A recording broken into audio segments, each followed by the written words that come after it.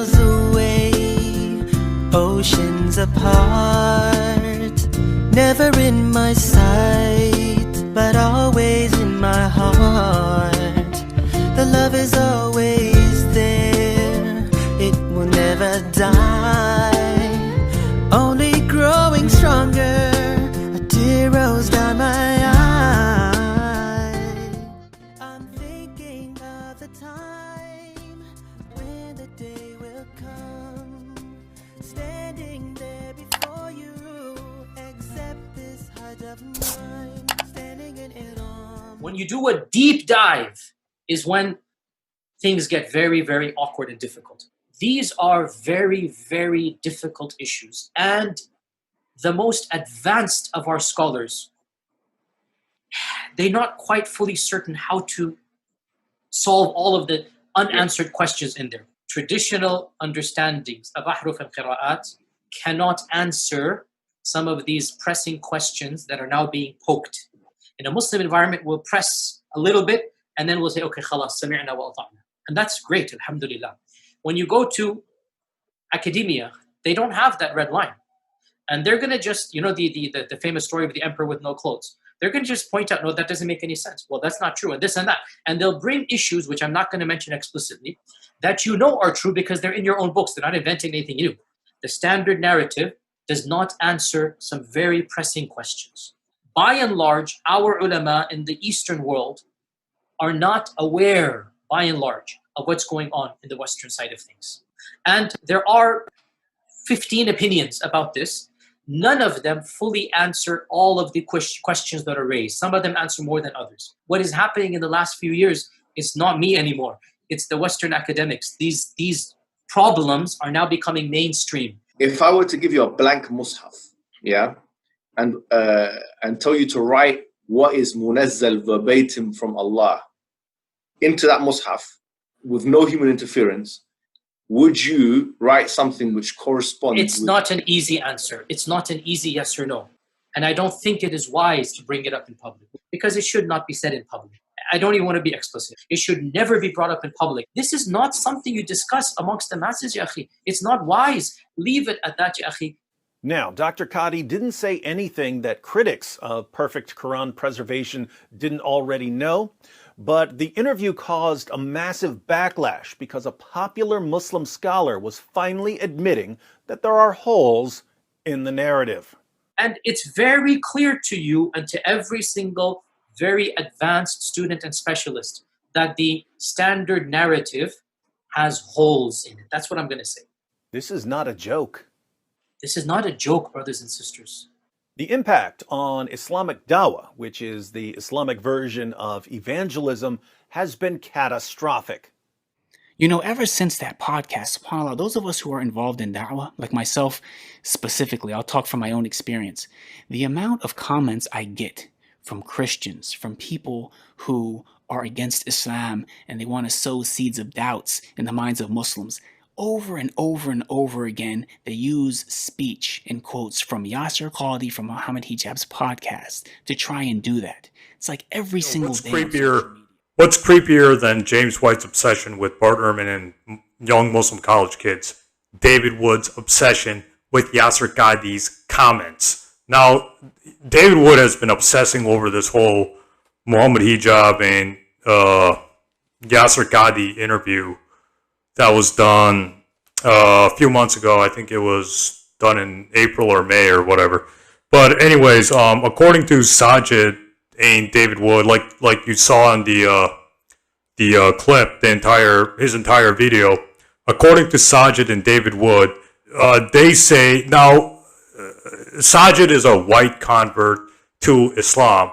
So what that means is that he's going to get more attention just because he's white. And these white converts to Islam get a lot of attention from other Muslims, even when they don't know what they're talking about, they still get a lot of attention.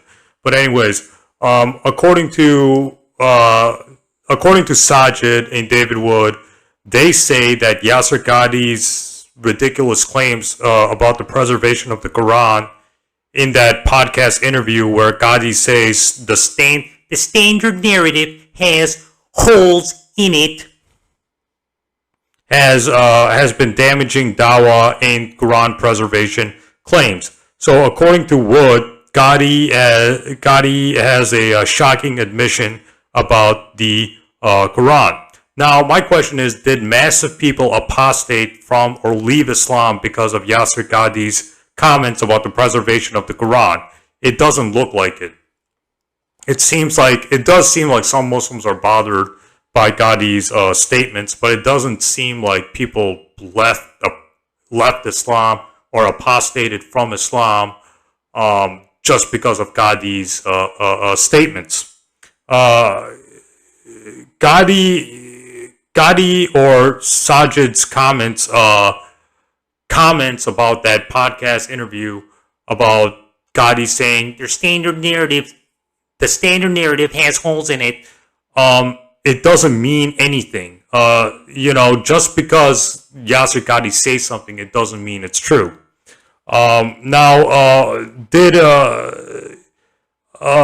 thing about Yasir Qadhi is, my theory about Qadhi is that Yasir Qadhi isn't a Muslim. He's actually an atheist. He's actually an atheist pretending to be a Muslim. It seems like he's an atheist pretending to be a Muslim because he's been influenced a lot by these Orientalists and these Western scholars when it comes to Islamic studies, the Quranic studies, etc., etc. But where are the Orientalists and the Western scholars getting their information about Islam from? All their information comes from Islamic scholars, Islamic sources, Islamic books. But Qadhi, Sajid, and David Wood don't prove anything against the Quran's preservation. They didn't prove the Quran wasn't preserved. Did Yasir Qadhi show problems with the Quran's manuscripts? No. Whether it's the Sana manuscripts or the manuscripts that predate the Sana manuscripts? No. Did Qadhi say there's corruption or addition in the Quranic manuscripts? No. Did Qadhi quote non-Muslim scholars who agree that the standard narrative has holes in it, or there's problems with the Quranic manuscripts or the standard story? No, he didn't. Qadhi didn't show any manuscript proof. He didn't show anything, or non-Muslim scholars quotes. He didn't. Basically, Qadhi didn't prove anything in that interview. But people like Jay Smith, David Wood, etc., are taking that short clip and literally blowing it out of context, or just blowing it out of proportion, or over exaggerating what Qadhi says. Now, Qadhi, I don't know. Adnan Rashid really chewed Qadhi out for his statements because he wasn't careful in his words. I don't know. I don't know why Qadhi said that. I think Qadhi does have some doubts about Islam, but that's Qadhi. That's Yasir Qadhi's problem. Why does that? Why should that affect other? Why should Qadhi's doubts affect other Muslims? But anyways, let's go into the Qiraat and the Ahruf. Now the Quran. Now this is a very basic point about the Quran's recitation. The Quran has a very unique aspect in its mode of revelation. The Quran was revealed in 7 different ahrufs, or 7 different modes. Each mode constitutes the entire Quran. Each mode was to address the 7 different dialects of the Arabs in Arabia. Now there's something else, the Qiraat. The Qiraat are ways of reciting the Quran. Now there's an important difference here. The 7 modes of the Quran are the 7 different ways the Quran has been revealed. The ahrufs of the Quran is the actual content of the Quran, while the Qiraat are actually the way of reciting the Quran. What is established and agreed by Muslim scholars is that the 7 modes are revelations of the Quran and are the same modes of the companions of the Prophet who recited the Quran, and the Prophet Muhammad approved of it. the way we recite the Quran today is the same way the companions of the Prophet recited the Quran during the life of the Prophet Muhammad, which is all that matters to us Muslims at the end of the day. Now, during the time of Uthman, a caliph who was the third caliph, a caliph and a companion of the Prophet, there were new converts to Islam who formed some of the Muslim armies, started to argue with one another. They were saying, my recitation of the Quran is better than your recitation. However, they were clearly speaking out of ignorance, since all the recitations are inspired by Allah.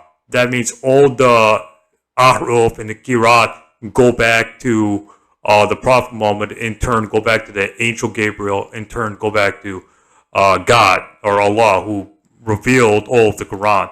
So one of the companions of the Prophet named Huzaifa came to the Uthman and told his fear and concern about these disputes among the new converts. So Uthman came to Hafsa, one of the wives of the Prophet Muhammad, and got the manuscript of the Quran, which was approved by Abu Bakr. And he had Zayd and 11 other experts of the Quran, which they wrote many manuscripts of the Quran. These manuscripts were then sent to others in Arabia, and other manuscripts were burned. They were burned for dialect reasons.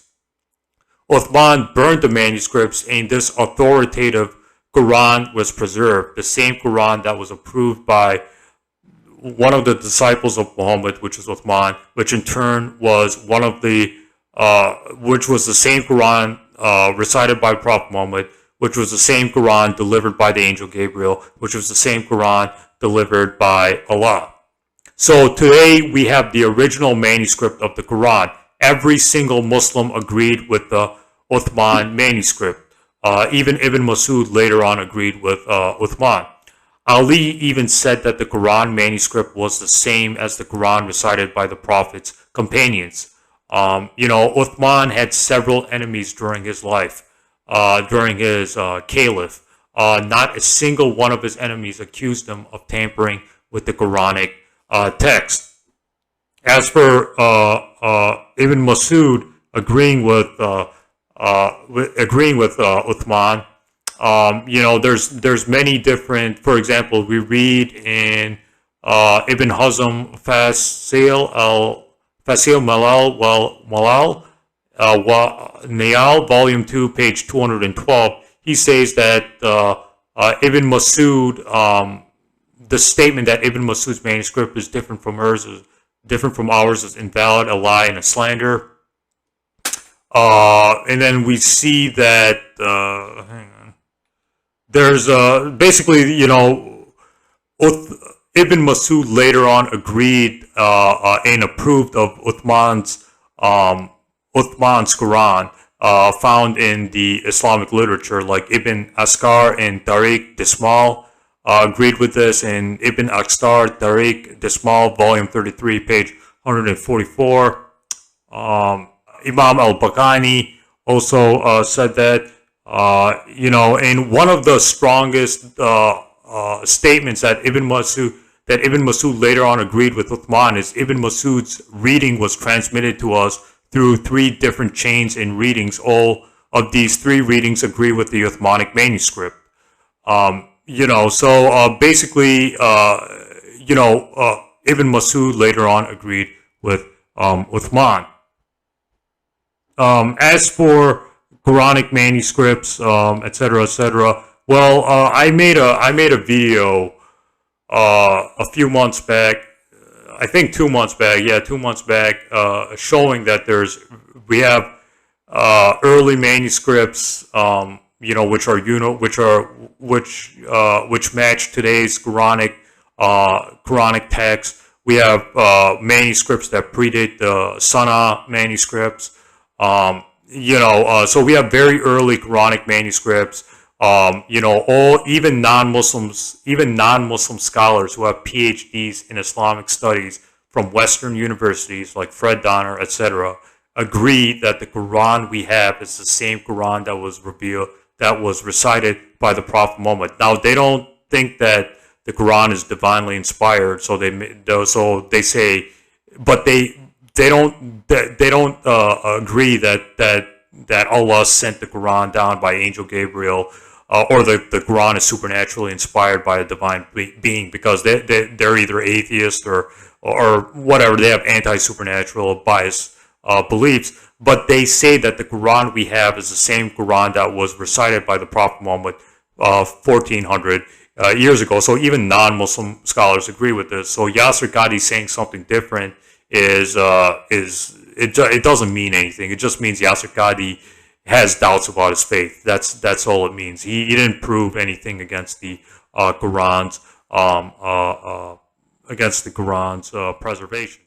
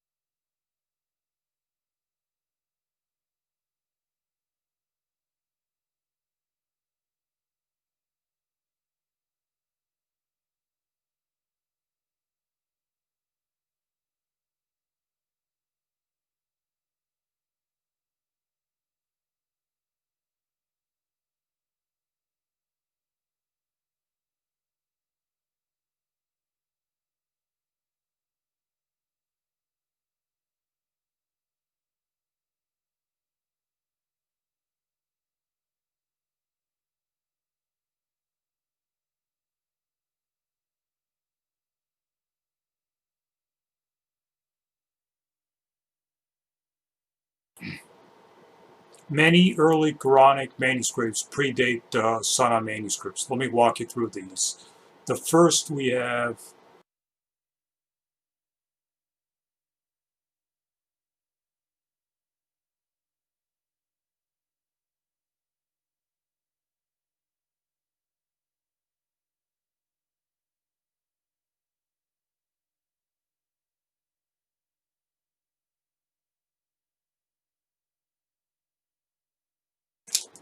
according to Dr. Tyre Eklund, it is my right to say that it belongs to the second half of the first century after Hijrah. Copies attributed to Uthman and Ali. Page 14 by Tyre Eklund. And it contains 99% of the Quranic text. It is a complete manuscript of the Quran, as the Topik manuscript, and it is identical to today's Quran as well.